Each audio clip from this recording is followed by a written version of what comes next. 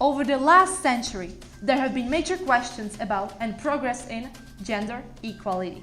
Gender equality is not only a fundamental human right, but a necessary foundation for a peaceful world. Women have been historically disadvantaged by their domestic labor commitments and have had reduced access to well-paid jobs. But women are closer than ever to achieving equality because of technological developments in family planning and contraception. Access to contraception allows women to postpone childbearing and take up career paths, which they were previously excluded from, and access to labor-saving devices like the washing machine freed women from these tasks. Yet, in the 21st century, women and girls still continue to suffer discrimination and violence in every part of the world. So how much progress have we actually made? How do we know if we live in a world where the genders are equal? A few days ago, there was a controversial bake sale in the college to raise awareness of gender pay gap. And we're heading over to hear more about the issue from our political editor, Sabina Hamachova, who is with the Vice President of English College and outspoken feminist, Kristina Angelina Rychowska. Over to you, Sabina. Yes, thank you, Bar. So we're here at the English College in Prague with Kristina Angelina Rychowska to get to know more about the issue. But firstly, we need to mention the bake sale. So the bake sale was an event organized by Helen Hulova, a math teacher at the school, and different portions were sold for the same price for men and women. Men, of course, got the small portion. So now we're here to get to know more about the event with the Vice President and unspoken feminist, Kristina. Thank you for joining us. Thank you for having me. So tell us, why in particular have you decided to address the issue of gender pay gap? Well, I have decided to address the issue of the gender pay gap because it is a real problem, and many people do not want to accept that, much like climate change. Many people do not want to believe in climate change because it is more comfortable for them, and it's the same with the gender pay gap. How do you know that it's a real issue? How do you measure it? And what are the indicators that tell us women are paid less? Well, there are many data that are collected by specialists and mathematicians all over the world, and those are then averaged out, and we can see that there is a clear difference between the two genders. Isn't weight subjective? How do we know when it varies with every single individual? Yes, I would say it is a bit subjective. We know that there are women that are in high-paid positions and men that are in lower-paid positions. However, it is about the average. If we look at the data and average it out, there's still a clear difference. While talking about the data, there's an important thing to address, the way that the data can be divided. It can be divided into adjusted or unadjusted pay gap. So the adjusted pay gap is taking in consideration all the things such as education level, the work field, and your experience, while the unadjusted pay gap isn't taking that into account.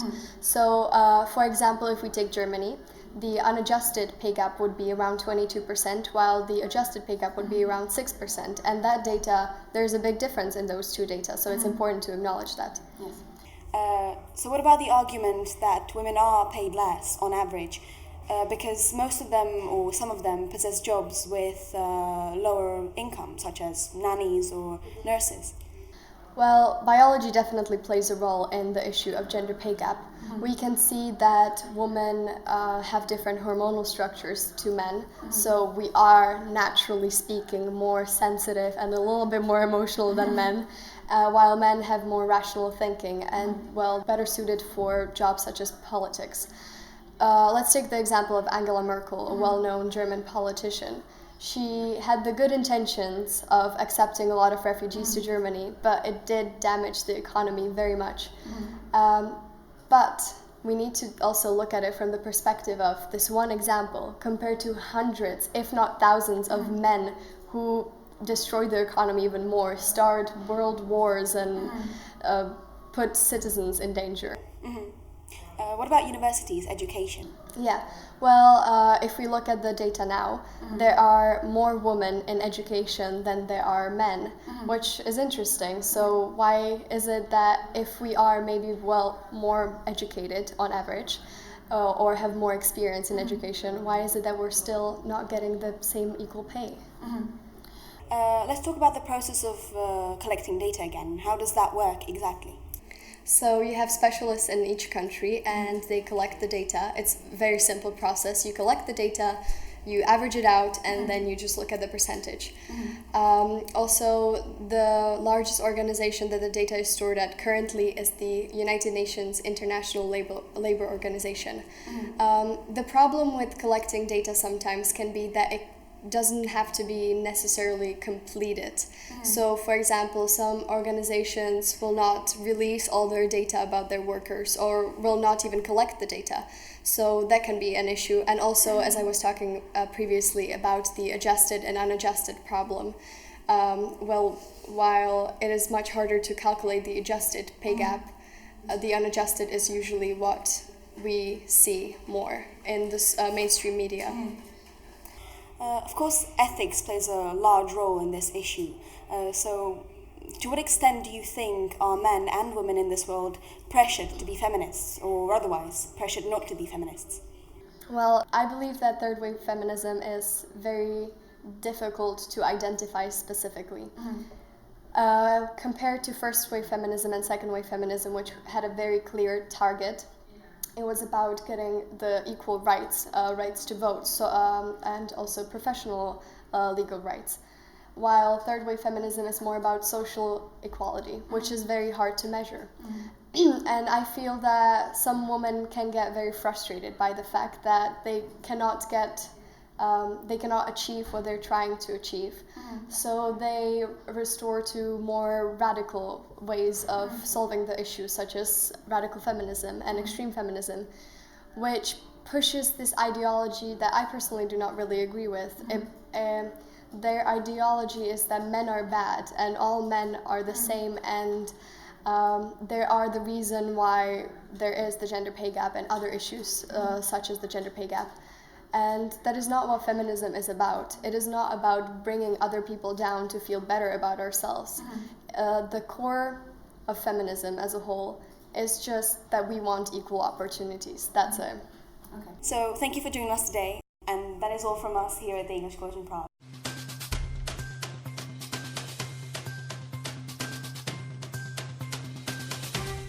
We asked some of the boys these questions. When do they know that women became equal, and how do they know?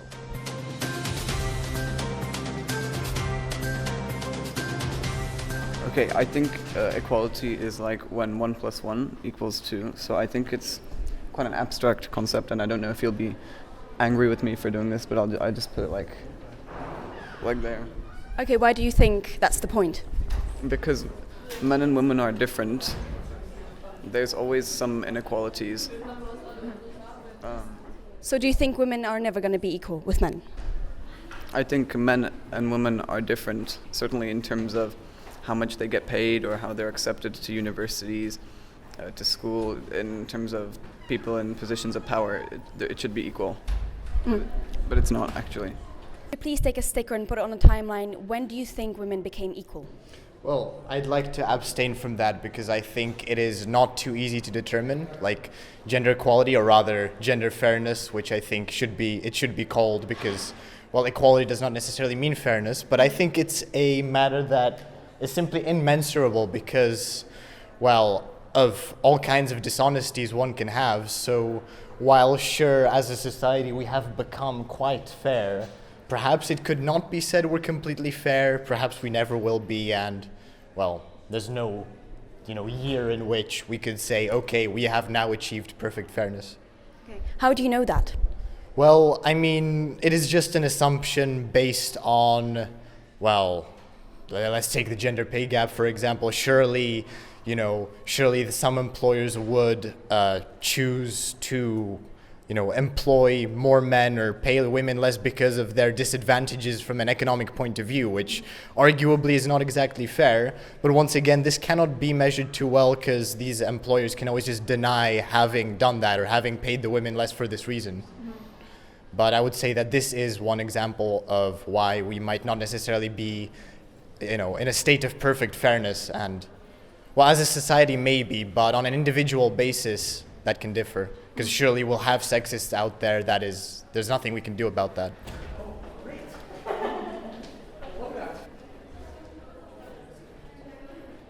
And how do you know women became equal at this point?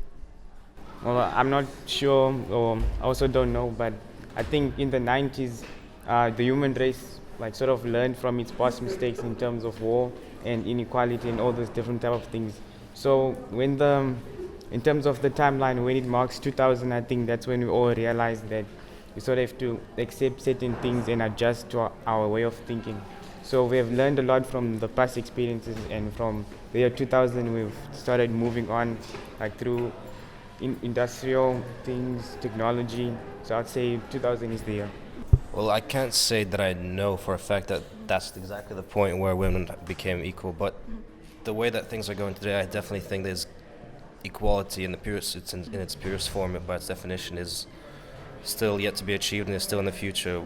Until we start giving women more power, electing them as more heads of states in countries around the globe, I think that in order to achieve this equality of its definition, we still have a ways to go. Okay, thank you. Around the 80s, 60s, 70s, stuff like that. Yeah, there. Because of the hippie era and stuff like that, where women kind of became empowered and stuff. So that's my guess. But yeah, I don't really have a clear answer. I'm not sure. Could you please take a sticker and put it on the timeline? When do you think women became equal? How do you know that that's the time? I'm not sure, but I think it is because they have been improving this, and women have been being able to do much more things, and I feel like it's getting much better faster. How long ago do you think that women started improving their position in society? Well, increasingly improving 50 years ago. Okay. Thank you. Thank you too. Okay.